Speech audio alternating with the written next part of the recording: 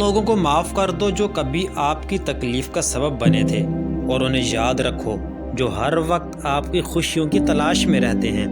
عزت، احساس اور شفقت ایسے ادھار ہیں جو دگنے ہو کر واپس ملتے ہیں۔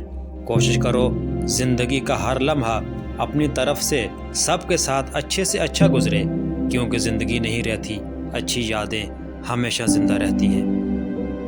دنیا کا سب سے خوبصورت انسان وہی ہے جس سے بات کرنا آسان ہو، جس سے مشکل میں مدد مانگنا آسان ہو، اور جو دوسروں کے ساتھ دکھ درد میں شامل رہے، جو آنسو پونچھنا جانتا ہو، جو مرہم بننا اور مرہم لگانا جانتا ہو۔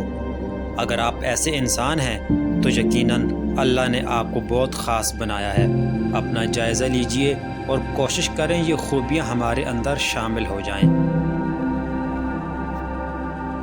آپ کتنی ہی بڑی آزمائش میں ہوں، صبر کرنا، شکر کرنا کبھی نہ چھوڑیے گا، کیونکہ حالات کی تنگ و تاریک گلیوں پر صبر چلنا سکھاتا ہے اور شکر ہاتھ پکڑ کر نکال لیتا ہے۔ شکر یہ ہے کہ اللہ سے شکوہ نہ کیا جائے۔ اگر خواہش اور حاصل کا فرق مٹ جائے تو سکون مل جاتا ہے۔ انسان کو جو پسند ہے اسے حاصل کر لے، یا پھر جو حاصل ہے اسے پسند کر لے اور اس پر قناعت کر لے تو سکون ہی سکون ہے۔ یا اللہ پاک، جو زندگی گزر گئی اس پر تیرا شکر ادا کرتے ہیں، جو زندگی باقی ہے اس پر تیری رحمت کے طلبگار ہیں۔ ہم سب پر اپنی رحمت کے دروازے کھول دے اور رب کائنات ہم سب کو اپنی رحمت و مغفرت سے فیضیاب فرما۔